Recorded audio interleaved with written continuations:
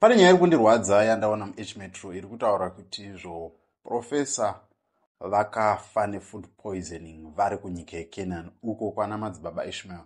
I think muri kuziva nyaya iri kuitika, nyaya yaMadzibaba Ishmael.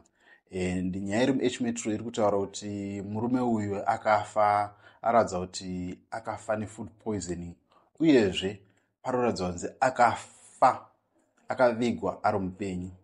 Zvinhu zvinorwadza nekuti tinzwise kuti chii chakaitika kunyika yeCanaan ukoko kwatiri kunzwa kwaMadzibaba Ishmael, kuti tinyatsozivisa zviri kufamba sei. Kunzi pane mapurisa akanga achivharidzira here, vharidzirawo madhiri achona nenyaya dzachona kuti zviri kufamba sei. Asi toda kuti titi inini musi weTuesday patakaenda kucourt takanosvika tikanosanganaona naMadzibaba. Remember Madzibaba aya vaitaura kuti uyu wamasunga ndiMwari uyu. Takasangana navo tikasvika tikataura navo, nevamwe vachona vakanditi aiwa toda kuti muuye muzoona zvatiri kuita. It turns out kuti maprojects ari kuitwa pafama apa, profesa ava ndo vakasiya vamainitiator vachidzidzisa vanhu.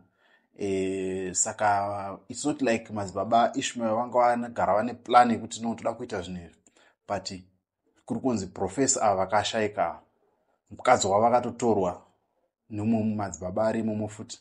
Saka zvinhu zvokutoti unoshaya kuti zvinaina zvofamba sei. But anyway, we are hoping kuti tikaendawo ikoko paground tonotaura navo tononzwa zviri kufamba sei. But zvinhu zvokutoti now Madzibaba Ishmael vanogona kunge vatosangana neimwe njada yekuti vachiexplaina kuti zvii zvakaitika, because everything happened under his watch. Nekuti this postmortem yaitwa iyi yatobva yavhura mamwe mafaira manje ekutoti pakaipa. Saka mubvunzo wangu kwamuri ndewekuti munozviona sei, munoiona sei nyaya yaprofesa vakafira pafamu raMadzibaba? Do you think kuti pane nhema or pane zvimwe zvinhu zvakaitika zviri kuvanzwa naMadzibaba Ishmael zvatisiri kutaurwa even naMadzibaba vaMwari apa? Nokuti ukacheka mavhidhiyo ari online unoona kuti vanhu vese vari kutaura zvinhu zvakangofanana, kutonge vanhu vakangokoshwa, vanhu vanongotaura zvinhu like same statement. Ukabvunza mwana anongokuudza same statement, ukabvunza vana anongoudza same statement.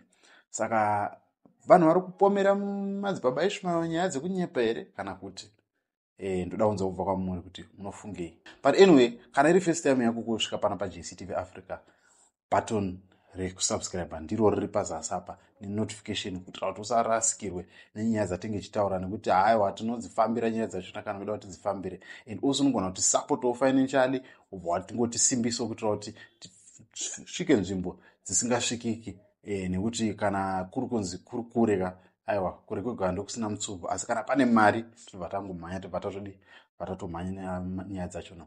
But anyway, thank you so much for watching. Please subscribe and toonana pamavhidhiyo anoteera.